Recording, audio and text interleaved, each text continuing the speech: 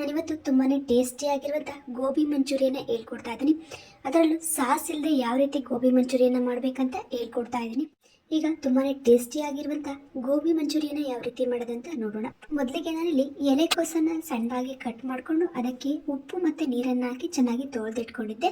ಅದಕ್ಕೆ ಈಗ ರುಚಿಗೆ ತಕ್ಕಷ್ಟು ಉಪ್ಪನ್ನು ಸೇರಿಸ್ಕೊಳ್ತಾ ಇದ್ದೀನಿ. ಹಾಗೆಯೇ ಖಾರಕ್ಕೆ ಬೇಕಾಗುವಷ್ಟು ಅಚ್ಚ ಖಾರದ ಪುಡಿ, ಗರಂ ಮಸಾಲ 1/4 ಟೀ ಸ್ಪೂನಷ್ಟು, ಹಾಗೆಯೇ ಚಿಟಿಕೆವಷ್ಟು ಸೋಡಾ ಪುಡಿಯನ್ನು ಹಾಕ್ಕೊಳ್ತಾ ಇದ್ದೀನಿ. ಇದು ಹಾಕೋದ್ರಿಂದ ನಿಮಗೆ ತುಂಬಾ ಸಾಫ್ಟಾಗಿ ಮತ್ತು ತುಂಬ ಕ್ರಿಸ್ಪಿಯಾಗಿ ಬರುತ್ತೆ. ಹಾಗೆಯೇ ಅರ್ಧ ಸ್ಪೂನ್ನಷ್ಟು ಶುಂಠಿ ಬೆಳ್ಳುಳ್ಳಿ ಪೇಸ್ಟನ್ನು ಹಾಕ್ಕೊಳ್ತಾ ಇದ್ದೀನಿ. ಹಾಗೆಯೇ 1 ಕಪ್ಪಿನಷ್ಟು ಕಾರ್ನ್ಫ್ಲವರ್, 1/4 ಕಪ್ಪಿನಷ್ಟು ಮೈದಾ ಹಿಟ್ಟನ್ನು ಸೇರಿಸ್ಕೊಳ್ತಾ ಇದ್ದೀನಿ. ನೋಡಿ, 1 ಕಪ್ ಕಾರ್ನ್ಫ್ಲವರ್ನ ಸೇರಿಸ್ಕೊಂಡ್ರೆ 1/4 ಕಪ್ಪಿನಷ್ಟು ಮೈದಾ ಹಿಟ್ಟನ್ನು ಸೇರಿಸ್ಕೊಳ್ಬೇಕು. ಆಗ ನಿಮಗೆ ತುಂಬಾ ಸಖತ್ತಾಗಿ ಬರುತ್ತೆ ಗೋಬಿ ಮಂಚೂರಿ. ಈಗ ಇದನ್ನು ಚೆನ್ನಾಗಿ ಕಲಿಸ್ಕೊಳ್ಬೇಕಾಗುತ್ತೆ. ನೋಡಿ, ಮೊದಲು ಇದನ್ನು ಚೆನ್ನಾಗಿ ಕೈಯಲ್ಲಿ ಕಲಿಸ್ಕೊಳ್ತಾ ಇದ್ದೀನಿ. ಅನಂತರ ಇದಕ್ಕೆ ಸ್ವಲ್ಪ ನೀರನ್ನು ಹಾಕಿ ಕಲಿಸ್ಕೊಳ್ಬೇಕು. ಮೊದಲು ಎಲ್ಲ ಕಡೆಯೂ ಮಿಕ್ಸ್ ಆಗೋ ರೀತಿ ಚೆನ್ನಾಗಿ ಕಲಿಸ್ಕೊಳ್ಬೇಕಾಗುತ್ತೆ. ನೋಡಿ, ಈಗ ನಾನು ಎಲ್ಲ ಕಡೆಯೂ ಮಿಕ್ಸ್ ಆಗೋ ರೀತಿ ಚೆನ್ನಾಗಿ ಕಲಿಸ್ಕೊಂಡು ಇದಕ್ಕೇನೀಗ ಸ್ವಲ್ಪ ನೀರನ್ನು ಸೇರಿಸ್ಕೊಂಡು ಕಲಿಸ್ಕೊಳ್ತಾ ಇದ್ದೀನಿ. ತುಂಬ ನೀರನ್ನು ಹಾಕ್ಕೊಳಕ್ಕೆ ಹೋಗಬಾರ್ದು. ನಿಮಗೆ ಎಷ್ಟು ಬೇಕೋ ಅಷ್ಟು ನೀರನ್ನು ನೋಡಿ ಹಾಕ್ಕೊಳ್ಬೇಕಾಗುತ್ತೆ. ತುಂಬ ತೆಳುವಾಗೂ ಕಲಿಸ್ಕೋಬಾರ್ದು, ಹಾಗೆಯೇ ತುಂಬ ಗಟ್ಟಿಯಾಗೂ ಕಲಿಸ್ಕೋಬಾರ್ದು. ಒಂದು ಮೀಡಿಯಮ್ ಅಳತೆಯಲ್ಲಿ ಕಲಿಸ್ಕೊಂಡ್ರೆ ನಿಮಗೆ ಈ ಮಂಚೂರಿಯನ್ ತುಂಬಾ ಸಖತ್ತಾಗಿ ಬರುತ್ತೆ, ತುಂಬ ಕ್ರಿಸ್ಪಿಯಾಗೂ ಕೂಡ ಇರುತ್ತೆ. ನೀವು ತುಂಬ ಗಟ್ಟಿಯಾಗಿ ಕಲಿಸ್ಕೊಂಡ್ರೆ ಅಥವಾ ಹಿಟ್ಟು ಜಾಸ್ತಿ ಆದರೆ ನಿಮಗೆ ಅದನ್ನು ಅಗಿಯೋಕ್ಕಾಗಲ್ಲ. ಹಾಗೆಯೇ ತುಂಬಾ ತೆಳ್ಳಗಾದರೆ ನಿಮಗೆ ಈ ರೌಂಡ್ ಶೇಪ್ ಬರೋದಿಲ್ಲ. ಹಾಗಾಗಿ ಆದಷ್ಟು ಮೀಡಿಯಮ್ ಅಳತೆಯಲ್ಲಿ ನೋಡಿ ಕಲಿಸ್ಕೊಳ್ಬೇಕಾಗುತ್ತೆ. ನೋಡಿ, ಈಗ ನಾನೀಗ ಇದನ್ನು ಕಲಿಸ್ಕೊಳ್ತಾ ಇದ್ದೀನಿ. ನೀವು ಮಾಮೂಲಿ ಸಾಸನ್ನು ಹಾಕಿ ಮಾಡುವ ಗೋಬಿಗಿಂತ ನಾನಿವತ್ತು ಹೇಳ್ಕೊಡುವಂಥ ಒಂದು ಈ ಇಂಗ್ರೀಡಿಯೆಂಟ್ಸನ್ನು ಹಾಕಿ ನೀವು ಗೋಬಿ ಮಂಚೂರಿಯನ್ನ ಮಾಡಿಕೊಂಡ್ರೆ ತುಂಬಾ ಸಖತ್ತಾಗಿರುತ್ತೆ. ನೀವು ಒಂದ್ಸಲ ಈ ರೀತಿ ಮಾಡ್ಕೊತಿದ್ರೆ ಮತ್ತೆ ನೀವು ಸಾಸ್ ಹಾಕಿ ಮಾಡುವಂಥ ಗೋಬಿ ಮಂಚೂರಿಯನ್ನ ಮರ್ತೇ ಬಿಡ್ತೀರೋ, ಅಷ್ಟು ಸೂಪರ್ ಆಗಿರುತ್ತೆ ಈ ಮಂಚೂರಿಯನ್. ನೋಡಿ, ಈಗ ಇದನ್ನು ಚೆನ್ನಾಗಿ ಕಲಿಸ್ಕೊಳ್ತಾ ಇದ್ದೀನಿ. ಈಗ ಕಲಿಸಿದ್ದಾಗಿದೆ. ಈ ಕಡೆ ಎಣ್ಣೆಯನ್ನು ಕಾಯಕ್ಕಿಟ್ಟಿದೆ, ಎಣ್ಣೆ ಕೂಡ ಕಾಯ್ದಿದೆ. ಈಗ ನಾವು ರೆಡಿ ಮಾಡ್ಕೊಂಡಿರುವ ಗೋಬಿ ಮಂಚೂರಿಯನ್ನ ಎಣ್ಣೆಯಲ್ಲಿ ಕರ್ಕೊಳ್ಬೇಕಾಗುತ್ತೆ. ಹಾಗಾಗಿ ಹಾಕ್ಕೊಳ್ತಾ ಇದ್ದೀನಿ. ನೀವು ಈ ಗೋಬಿ ಮಂಚೂರಿಯನ್ನ ಮಾಡಬೇಕಿದ್ರೆ ಆದಷ್ಟು ಫ್ಲೇಮ್ನ ಮೀಡಿಯಂ ಫ್ಲೇಮಲ್ಲಿ ಇಟ್ಟು ನೀವು ಇದನ್ನು ಬೇಯಿಸ್ಕೊಳ್ಬೇಕಾಗುತ್ತೆ. ಇಲ್ಲಾಂದರೆ ನಿಮಗೆ ಅದು ಚೆನ್ನಾಗಿ ಬರೋದಿಲ್ಲ. ಆದಷ್ಟು ನೀವು ಮೀಡಿಯಂ ಫ್ಲೇಮಲ್ಲಿ ಇಟ್ಟಾಗ ಅದು ಒಳಗಡೆನೂ ಕೂಡ ಚೆನ್ನಾಗಿ ಫ್ರೈ ಆಗುತ್ತೆ, ಹಾಗೆಯೇ ಮೇಲೆ ತುಂಬಾ ಕ್ರಿಸ್ಪಿಯಾಗಿ ಬರುತ್ತೆ. ಈಗ ನೋಡಿ, ಎಲ್ಲ ಗೋಬಿಗಳನ್ನು ನಾನೀಗ ಎಣ್ಣೆ ಒಳಗೆ ಹಾಕಿ ಚೆನ್ನಾಗಿ ಫ್ರೈ ಮಾಡ್ಕೊಳ್ತಾ ಇದ್ದೀನಿ. ಇದನ್ನು ಒಂದು 5 ನಿಮಿಷ ನೀವು ಹಾಗೇ ಬಿಡಬೇಕು. ಆನಂತರ ಇದನ್ನು 2 ಕಡೆನೂ ಮಗ್ಚಾಗಿ ಚೆನ್ನಾಗಿ ಫ್ರೈ ಮಾಡ್ಕೊಳ್ಬೇಕಾಗುತ್ತೆ. ನೋಡಿ, ಎಷ್ಟು ಚೆನ್ನಾಗಿ ಬಂದಿದೆ. ನೀವು ಯಾವ ರೀತಿ ಗೋಬಿಯನ್ನು ಹಾಕ್ಕೊಳ್ತೀರೋ ಅದೇ ರೀತಿ ಬರುತ್ತೆ. ಹಾಗಾಗಿ ಆದಷ್ಟು ನೀವು ರೌಂಡ್ ಶೇಪಲ್ಲಿ ಗೋಬಿಯನ್ನು ಹಾಕ್ಕೊಳ್ಳಿ. ಆಗ ನೀವು ಹೊರಗಡೆ ತಿನ್ನುವಂಥ ಗೋಬಿ ಟೈಪೇ ಇರುತ್ತೆ. ಈಗ ನಾನು ಇದನ್ನು ಚೆನ್ನಾಗಿ ಫ್ರೈ ಮಾಡ್ಕೊಳ್ತಾ ಇದ್ದೀನಿ. 2 ಕಡೆನೂ ಚೆನ್ನಾಗಿ ಫ್ರೈ ಮಾಡ್ಕೊಳ್ಬೇಕು ಮತ್ತು ಕಲರ್ ಚೇಂಜ್ ಆಗಬೇಕು. ಆ ರೀತಿ ನೀವು ಇದನ್ನು ಚೆನ್ನಾಗಿ ಫ್ರೈ ಮಾಡ್ಕೊಳ್ಬೇಕಾಗುತ್ತೆ. ನೋಡಿ, ತೋರಿಸ್ತಾ ಇದ್ದೀನಿ. ನೋಡಿ, ಇದು ಪೂರ್ತಿ ಕಲರ್ ಚೇಂಜ್ ಆಗಬೇಕು, ಅಲ್ಲಿವರೆಗೂ ಇದನ್ನು ಚೆನ್ನಾಗಿ ಫ್ರೈ ಮಾಡ್ಕೊಳ್ಬೇಕಾಗುತ್ತೆ. ನೀವು ಈ ಗೋಬಿಯನ್ನು ಎಷ್ಟು ಚೆನ್ನಾಗಿ ಫ್ರೈ ಮಾಡ್ತೀರೋ ನಿಮಗೆ ಅಷ್ಟು ಕ್ರಿಸ್ಪಿಯಾಗಿ ಬರುತ್ತೆ ಅಂತಲೇ ಹೇಳ್ಬೋದು. ತುಂಬಾ ಸಖತ್ತಾಗಿ ಬರುತ್ತೆ. ನೋಡಿ, ಈಗ ಇದನ್ನು ನಾನು ಚೆನ್ನಾಗಿ ಫ್ರೈ ಮಾಡ್ಕೊಂಡಿದ್ದೀನಿ. ಇದನ್ನೀಗ ನಾನು ಒಂದು ಪ್ಲೇಟ್ಗೆ ಶಿಫ್ಟ್ ಮಾಡ್ಕೊಳ್ತಾ ಇದ್ದೀನಿ. ನೋಡಿ, ಈ ರೀತಿ ಇದು ಚೆನ್ನಾಗಿ ಫ್ರೈ ಆಗಬೇಕು. ಇದನ್ನೀಗ ಒಂದು ಪ್ಲೇಟ್ಗೆ ಶಿಫ್ಟ್ ಮಾಡ್ಕೊಳ್ಳೋಣ.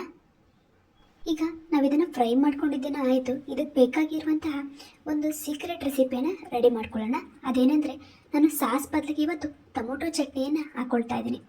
ಈಗ ಆ ಟೊಮೊಟೊ ಚಟ್ನಿಯನ್ನು ಯಾವ ರೀತಿ ಮಾಡೋದಂತ ನೋಡ್ಕೊಳ್ಳೋಣ. ಈಗ ನೋಡಿ, ಇದಕ್ಕೆ ನಾನು 3 ಟೊಮೊಟೊವನ್ನು ತೊಗೊಂಡಿದ್ದೀನಿ. ಇದನ್ನೀಗ ಕಟ್ ಮಾಡ್ಕೊಳ್ತಾ ಇದ್ದೀನಿ. 4 ಭಾಗಕ್ಕೆ ಈ ರೀತಿ ಕಟ್ ಮಾಡಿಕೊಂಡು ಇದನ್ನು ನಾವು ಬೇಯಿಸ್ಕೊಳ್ಬೇಕಾಗುತ್ತೆ. ಟೊಮೊಟೊ ಚಟ್ನಿ ಅಂದರೆ ನಾವು ಹಾಗೇ ರುಬ್ಕೊಳ್ತಿಲ್ಲ, ಇದನ್ನು ಬೇಯಿಸ್ಕೊಂಡು ರುಬ್ಕೊಳ್ಬೇಕು. ಹಾಗಾಗಿ ಇದಕ್ಕೆ ನಾನೀಗ 4 ಗುಂಟೂರು ಮೆಣಸಿನ್ಕಾಯಿ ಹಾಗೆಯೇ 4 ಖಾರದ ಮೆಣಸಿನ್ಕಾಯಿನ ತೊಗೊಂಡಿದ್ದೀನಿ. ಈಗ ಒಂದು ಪಾತ್ರೆಗೆ ಟೊಮೊಟೊವನ್ನು ಹಾಕ್ಕೊಳ್ತಾ ಇದ್ದೀನಿ, ಹಾಗೆಯೇ ಮೆಣಸಿನ್ಕಾಯಿ ಕೂಡ ಸೇರಿಸ್ಕೊಳ್ತಾ ಇದ್ದೀನಿ. ಇದಕ್ಕೆ ಈಗ ನೀರನ್ನು ಹಾಕ್ಕೊಳ್ಬೇಕು. ನೀರನ್ನು ಹಾಕ್ಕೊಂಡು ಇದಕ್ಕೆ ಸ್ವಲ್ಪ ಉಪ್ಪನ್ನು ಹಾಕ್ಕೊಂಡು ಚೆನ್ನಾಗಿ ನಾವು ಬೇಯಿಸ್ಕೊಳ್ಬೇಕಾಗುತ್ತೆ. ನೋಡಿ, ಈಗ ಇದನ್ನು ಚೆನ್ನಾಗಿ ಬೇಯಿಸ್ಕೊಳ್ತಾ ಇದ್ದೀನಿ. ನೋಡಿ, ಈಗ ಚೆನ್ನಾಗಿ ಬೆಂದಿದೆ. ನಮಗೆ ಇಷ್ಟು ಬೆಂದರೆ ಸಾಕಾಗುತ್ತೆ. ಈಗ ಗ್ಯಾಸ್ನ ಆಫ್ ಮಾಡಿ ಇದನ್ನು ತಣ್ಣಗಾಗಿದೆ. ಇದನ್ನೀಗ ಒಂದು ಮಿಕ್ಸಿ ಜಾರಿಗೆ ಹಾಕ್ಕೊಳ್ತಾ ಇದ್ದೀನಿ. ನಾನು ಇದ್ರ ಜೊತೆನೇ ಸ್ವಲ್ಪ ಬೆಳ್ಳುಳ್ಳಿ ಹಾಗೆಯೇ ಶುಂಠಿ ಇದನ್ನು ಕೂಡ ಹಾಕ್ಕೊಳ್ತಾ ಇದ್ದೀನಿ. ಇದನ್ನು ಹಾಕೋದ್ರಿಂದ ನಿಮಗೆ ಟೇಸ್ಟು ತುಂಬಾ ಚೆನ್ನಾಗಿ ಬರುತ್ತೆ. ಹಾಗಾಗಿ ಇದಕ್ಕಿಂತ ಸ್ವಲ್ಪ ನೀರನ್ನು ಹಾಕ್ಕೊಂಡು ಇದನ್ನು ಸಣ್ಣದಾಗಿ ನಾವು ಮಿಕ್ಸಿ ಮಾಡಿಸ್ಕೊಳ್ಬೇಕು. ಇದನ್ನೀಗ ಸಣ್ಣದಾಗಿ ಮಿಕ್ಸಿ ಮಾಡಿಸ್ಕೊಂಡಾಗಿದೆ. ಇದನ್ನು ಈಗ ಒಂದು ಪಾತ್ರೆಗೆ ನಾವು ಜರಡಿಯನ್ನು ಮಾಡ್ಕೊಳ್ಬೇಕಾಗುತ್ತೆ. ನೋಡಿ, ಈಗ ಇದನ್ನು ಜರಡಿ ಮಾಡ್ಕೊಳ್ತಾ ಇದ್ದೀನಿ. ಈ ರೀತಿ ನಾವು ಜರಡಿ ಮಾಡಿಕೊಂಡು ಈ ಟೊಮೊಟೊ ಚಟ್ನಿಯನ್ನು ಮಾಡ್ಕೊಳ್ಳೋದ್ರಿಂದ ಮೆಣಸಿನ್ಕಾಯಿ ಬೀಜ ಮತ್ತು ನಾವು ಹಾಕಿರುವಂಥ ಶುಂಠಿ ಏನಾದರೂ ತಳದಲ್ಲಿದ್ದರೆ ಅದು ಹಾಗೇನೇ ಇರುತ್ತೆ. ಹಾಗಾಗಿ ನಾನು ಇದನ್ನು ಜರಡಿ ಮಾಡ್ಕೊಳ್ತಾ ಇದ್ದೀನಿ. ನೋಡಿ ಈಗ ಇದನ್ನು ಚೆನ್ನಾಗಿ ಜರಡಿ ಮಾಡ್ಕೊಳ್ಬೇಕು. ಇದಕ್ಕೆ ಬೇಕಾದರೆ ನಾವು ಸ್ವಲ್ಪ ನೀರನ್ನು ಸೇರಿಸ್ಕೊಂಡು ಜರಡಿಯನ್ನು ಮಾಡ್ಕೊಳ್ಬೋದು. ಈಗ ನೋಡಿ ಸ್ವಲ್ಪ ನೀರನ್ನು ಸೇರಿಸ್ಕೊಂಡು ನಾನೀಗ ಚೆನ್ನಾಗಿ ಜರಡಿ ಮಾಡ್ಕೊಳ್ತಾ ಇದ್ದೀನಿ. ಈಗ ಇದು ಚೆನ್ನಾಗಿ ಜರಡಿ ಮಾಡ್ಕೊಂಡಾಗಿದೆ. ನಾನು ಇದಕ್ಕೀಗ ಒಂದು 2 ಸ್ಪೂನಷ್ಟು ಎಣ್ಣೆಯನ್ನು ಸೇರಿಸ್ಕೊಳ್ತಾ ಇದ್ದೀನಿ. ನಾವಿಲ್ಲಿ ಒಂದು 2 ಸ್ಪೂನ್ ಎಣ್ಣೆಯನ್ನು ಸೇರಿಸ್ಕೊಂಡು ಇದನ್ನು ಚೆನ್ನಾಗಿ ಕುದಿಸ್ಕೊಳ್ಬೇಕಾಗುತ್ತೆ. ಈ ರೀತಿ ಮಾಡೋದ್ರಿಂದ ನಿಮಗೆ ಈ ಟೊಮೊಟೊ ಚಟ್ನಿ ತುಂಬಾ ಟೇಸ್ಟಿಯಾಗಿ ತುಂಬಾ ಸಖತ್ತಾಗಿ ಬರುತ್ತೆ ಅಂತಲೇ ಹೇಳ್ಬೋದು.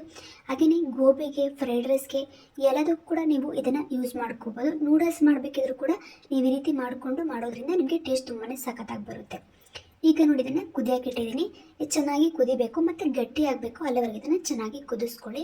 ತುಂಬ ಗಟ್ಟಿ ಆಗಬಾರ್ದು, ಹಾಗೆಯೇ ತುಂಬ ತೆಳುವಾಗೂ ಇರಬಾರ್ದು. ಒಂದು ಮೀಡಿಯಮ್ ಅಳತೆಯಲ್ಲಿ ಇರಬೇಕು. ನೋಡಿ ಯಾವ ರೀತಿ ಇರಬೇಕಂತ ತೋರಿಸ್ತೀನಿ. ಇದನ್ನು ಚೆನ್ನಾಗಿ ಕುದಿಸ್ಕೊಳ್ತಾ ಇದ್ದೀನಿ. ಈಗ ಒಂದು 5 ನಿಮಿಷ ಇಲ್ಲ 10 ನಿಮಿಷಗಳ ಕಾಲ ಇದನ್ನು ಕುದಿಸ್ಕೊಂಡ್ರೆ ಸಾಕಾಗುತ್ತೆ. ಅದು ತುಂಬ ಬೇಗನೆ ಗಟ್ಟಿಯಾಗಿ ಹೋಗುತ್ತೆ. ಈಗ ನೋಡಿ ಇದು ಚೆನ್ನಾಗಿ ಗಟ್ಟಿಯಾಗಿದೆ. ಇಷ್ಟು ಗಟ್ಟಿಯಾದರೆ ನಮಗೆ ಸಾಕಾಗುತ್ತೆ. ನೋಡಿ ಈಗ ಇಷ್ಟು ಗಟ್ಟಿ ಆದರೆ ನಮಗೆ ಸಾಕು. ಹಾಗಾಗಿ ನಾನೀಗ ಸ್ಟವ್ನ ಆಫ್ ಮಾಡ್ಕೊಳ್ತಾ ಇದ್ದೀನಿ. ಈಗ ಇದನ್ನು ಒಗ್ಗರಣೆ ಮಾಡ್ಕೊಳ್ಳೋಣ. ಮೊದಲಿಗೆ ಇಲ್ಲಿ ಒಂದು ಪಾತ್ರೆನ ಇಟ್ಕೊಂಡಿದ್ದೀನಿ. ಪಾತ್ರೆ ಕಾಯ್ದ ಮೇಲೆ ಎಣ್ಣೆಯನ್ನು ಹಾಕ್ಕೊಳ್ತಾ ಇದ್ದೀನಿ. ಎಣ್ಣೆ ಕಾಯ್ದ ಮೇಲೆ ಒಂದು ಸಣ್ಣದಾಗಿ ಹೆಚ್ಚಿರುವಂಥ ಈರುಳ್ಳಿಯನ್ನು ಹಾಕ್ಕೊಳ್ತಾ ಇದ್ದೀನಿ.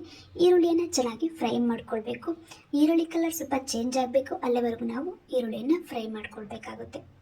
ನೀವು ಒಂದ್ಸರಿ ಈ ರೀತಿ ಚಟ್ನಿಯನ್ನು ಮಾಡಿಕೊಂಡು ಈ ಗೋಬಿ ಮಂಚೂರಿಯನ್ನು ಮಾಡಿ ನೋಡಿ. ತುಂಬಾ ಟೇಸ್ಟಿಯಾಗಿ ತುಂಬಾ ಸಖತ್ತಾಗಿರುತ್ತೆ. ಆಗ ನೀವು ಸಾಸ್ ಹಾಕೋದನ್ನ ಮರ್ತೇ ಬಿಡ್ತೀರ, ಅಷ್ಟು ಸೂಪರ್ ಆಗಿರುತ್ತೆ. ನಾನು ಹೇಳ್ಕೊಟ್ಟಿರುವಂಥ ಈ ಟೊಮೊಟೊ ಚಟ್ನಿಯನ್ನು ನೀವು ತಿಂಗಳುಗಟ್ಟಲೆ ಫ್ರಿಜ್ಜಲ್ಲಿ ಬೇಕಾದ್ರೆ ಸ್ಟೋರ್ ಮಾಡಿ ಇಟ್ಕೊಳ್ಬೋದು. ಈಗ ನೋಡಿ ಇದು ಚೆನ್ನಾಗಿ ಫ್ರೈ ಆಗ್ತಾ ಇದೆ. ಈಗ ಈರುಳ್ಳಿ ಕಲರ್ ಸ್ವಲ್ಪ ಚೇಂಜ್ ಆದ ನಂತರ ನಾನು ಇದಕ್ಕೇನೆ ಸಣ್ಣದಾಗಿ ಕಟ್ ಮಾಡ್ಕೊಂಡಿರುವಂಥ ಕ್ಯಾರೆಟನ್ನು ಹಾಕಿ ಅದನ್ನು ಕೂಡ ಚೆನ್ನಾಗಿ ಫ್ರೈ ಮಾಡ್ಕೊಳ್ತಾ ಇದ್ದೀನಿ. ನಾವು ಈ ರೀತಿ ಕ್ಯಾರೆಟನ್ನು ಹಾಕಿ ಮಾಡೋದ್ರಿಂದ ಆ ಗೋಬಿ ಟೇಸ್ಟ್ ತುಂಬಾ ಸಖತ್ತಾಗಿ ಬರುತ್ತೆ. ಹಾಗಾಗಿ ನಾನು ಕ್ಯಾರೆಟನ್ನು ಸೇರಿಸ್ಕೊಳ್ತಾ ಇದ್ದೀನಿ. ಈಗ ಇದನ್ನು ಕೂಡ ಚೆನ್ನಾಗಿ ಫ್ರೈ ಮಾಡ್ಕೊಳ್ತಾ ಇದ್ದೀನಿ. ನೋಡಿ ಈಗ ಇದು ಚೆನ್ನಾಗಿ ಫ್ರೈ ಆಗಿದೆ. ಇದಕ್ಕೇನೆ ನಾನೀಗ ಒಂದು ಅರ್ಧ ಸ್ಪೂನ್ನಷ್ಟು ಶುಂಠಿ ಬೆಳ್ಳುಳ್ಳಿ ಪೇಸ್ಟನ್ನು ಸೇರಿಸ್ಕೊಳ್ತಾ ಇದ್ದೀನಿ. ಶುಂಠಿ ಬೆಳ್ಳುಳ್ಳಿ ಪೇಸ್ಟ್ ಹಾಕೋದ್ರಿಂದನೂ ಕೂಡ ಗೋಬಿ ತುಂಬ ಟೇಸ್ಟಿಯಾಗಿ ಬರುತ್ತೆ. ನೋಡಿ ಈಗ ಇದು ಚೆನ್ನಾಗಿ ಫ್ರೈ ಆಗಿದೆ. ಈ ಸಮಯದಲ್ಲಿ ನಾನು ಇದಕ್ಕೇನೆ ಕ್ಯಾಪ್ಸಿಕಮ್ ಮತ್ತು ಕ್ಯಾಬೇಜನ್ನು ಸೇರಿಸ್ಕೊಳ್ತಾ ಇದ್ದೀನಿ. ಇವೆರಡನ್ನು ಸೇರಿಸ್ಕೊಂಡು ಈಗ ಚೆನ್ನಾಗಿ ಫ್ರೈ ಮಾಡ್ಕೊಳ್ತಾ ಇದ್ದೀನಿ. ನಾನಿವತ್ತು ಕ್ಯಾಬೇಜ್ ಮಂಚೂರಿಯನ್ನು ಮಾಡ್ತಾ ಇದ್ದೀನಿ. ತುಂಬಾ ಟೇಸ್ಟಿ ಆಗಿರುವಂಥ ಮಂಚೂರಿಯನ್. ಒಂದ್ಸಲ ಮಾಡ್ಕೊಂಡು ತಿಂದರೆ ಮತ್ತೆ ಮತ್ತೆ ಮಾಡ್ಕೊಂಡು ತಿಂತಾನೆ ಇರ್ತೀರ, ಅಷ್ಟು ಸೂಪರ್ ಆಗಿರುತ್ತೆ. ಇದಕ್ಕೇನೆ ನಾನೀಗ ರುಚಿಗೆ ತಕ್ಕಷ್ಟು ಸಣ್ಣುಪ್ಪನ್ನು ಸೇರಿಸ್ಕೊಳ್ತಾ ಇದ್ದೀನಿ. ಹಾಗೆಯೇ ಅಚ್ಚ ಖಾರದ ಪುಡಿ, ಖಾರಕ್ಕೆ ಬೇಕಾಗುವಷ್ಟು, ಧನಿಯಾ ಪೌಡರ್ 1/4 ಟೀ ಸ್ಪೂನಷ್ಟು, ಹಾಗೆಯೇ ಗರಂ ಮಸಾಲ 1/4 ಟೀ ಸ್ಪೂನಷ್ಟು. ನೋಡಿ ಇಷ್ಟನ್ನು ಸೇರಿಸ್ಕೊಂಡಿದ್ದನ್ನು ಚೆನ್ನಾಗಿ ಫ್ರೈ ಮಾಡ್ಕೊಳ್ಬೇಕು. ಈಗ ನೋಡಿ ಇದು ಚೆನ್ನಾಗಿ ಫ್ರೈ ಆಗ್ತಾ ಇದೆ. ನಾನು ಆವಾಗಲೇ ರೆಡಿ ಮಾಡ್ಕೊಂಡಿರುವಂಥ ಟೊಮೊಟೊ ಚಟ್ನಿಯಲ್ಲಿ ಸ್ವಲ್ಪ ತೆಗೆದಿಟ್ಟು ಇನ್ನು ಉಳಿದಿರುವಂತಹ ಟೊಮೊಟೊ ಚಟ್ನಿಯನ್ನು ಇದಕ್ಕೆ ಸೇರಿಸ್ಕೊಳ್ತಾ ಇದ್ದೀನಿ. ನೀವು ಎಷ್ಟು ಗೋಬಿ ಮಂಚೂರಿಯನ್ನ ಮಾಡ್ತಾ ಇದ್ದೀರಾ ಅಂತ ನೋಡಿಕೊಂಡು ಈ ಚಟ್ನಿಯನ್ನು ನೀವು ಸೇರಿಸ್ಕೊಳ್ಬೇಕಾಗುತ್ತೆ. ನಾನು ಇಲ್ಲಿ ಸ್ವಲ್ಪ ಗೋಬಿ ಮಂಚೂರಿಯನ್ನ ಮಾಡ್ಕೊಳ್ತಾ ಇದ್ದೀನಿ. ಹಾಗಾಗಿ ಇದನ್ನು ಸ್ವಲ್ಪ ತೆಗೆದಿಟ್ಟು ಇನ್ನು ಉಳಿದಿದ್ದನ್ನ ಹಾಕ್ಕೊಳ್ತಾ ಇದ್ದೀನಿ. ನೋಡಿ ಈಗ ಇದನ್ನು ಸೇರಿಸ್ಕೊಂಡು ನಾವು ಇದನ್ನು ಚೆನ್ನಾಗಿ ನಾವು ಫ್ರೈ ಮಾಡ್ಕೊಳ್ಬೇಕಾಗುತ್ತೆ. ಒಂದು 2 ನಿಮಿಷ ಇದನ್ನು ಚೆನ್ನಾಗಿ ಫ್ರೈ ಮಾಡ್ಕೊಳ್ಬೇಕು ಎಣ್ಣೆಯಲ್ಲಿ. ಈಗ ನೋಡಿ ಇದು ಚೆನ್ನಾಗಿ ಫ್ರೈ ಆಗ್ತಾ ಇದೆ. ಈಗ ಇದರಲ್ಲಿ ಸ್ವಲ್ಪ ಎಣ್ಣೆ ಬಿಡಬೇಕು. ಆ ರೀತಿ ನೀವು ಚೆನ್ನಾಗಿ ಇದನ್ನು ಫ್ರೈ ಮಾಡ್ಕೊಳ್ಬೇಕು. ನೋಡಿ ಈಗ ಸ್ವಲ್ಪ ಎಣ್ಣೆ ಬಿಡ್ತಾ ಇದೆ.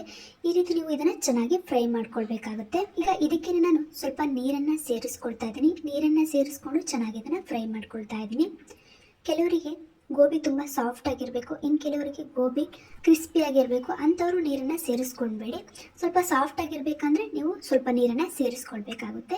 ನೋಡಿ ಇದು ಚೆನ್ನಾಗಿ ಕುದಿಬೇಕು. ಈಗ ಕುದೀತಾ ಇದೆ. ಇದಕ್ಕೆ ನಾನು ರೆಡಿ ಮಾಡಿ ಇಟ್ಕೊಂಡಿರುವಂಥ ಗೋಬಿ ಮಂಚೂರಿಯನ್ನು ಸೇರಿಸ್ಕೊಳ್ತಾ ಇದ್ದೀನಿ. ನೋಡಿ ಈಗ ಸೇರಿಸ್ಕೊಡೋದನ್ನು ಚೆನ್ನಾಗಿ ಫ್ರೈ ಮಾಡ್ಕೊಳ್ಬೇಕು. ನಾವು ಐ ಫ್ಲೇಮಲ್ಲಿ ಇಟ್ಟು ಇದನ್ನು ಚೆನ್ನಾಗಿ ಮಿಕ್ಸ್ ಮಾಡ್ಕೊಳ್ಳೋದ್ರಿಂದ ನಮಗೆ ಚಾಟ್ಸಲ್ಲೂ ಕೂಡ ಈ ರೀತಿ ಟೇಸ್ಟ್ ಸಿಗಲ್ಲ, ಅಷ್ಟು ಸೂಪರ್ ಆಗಿರುತ್ತೆ ಈ ಗೋಬಿ ಮಂಚೂರಿ. ನೋಡಿ ಇದನ್ನು ಚೆನ್ನಾಗಿ ಫ್ರೈ ಮಾಡ್ಕೊಳ್ತಾ ಇದ್ದೀನಿ. ಈಗ ಚೆನ್ನಾಗಿ ಇದು ಫ್ರೈ ಆಗಿದೆ. ಇದಕ್ಕೆ ನಾನೀಗ ಸ್ವಲ್ಪ ಕೊತ್ತಂಬರಿ ಸೊಪ್ಪನ್ನು ಸೇರಿಸ್ಕೊಳ್ತಾ ಇದ್ದೀನಿ.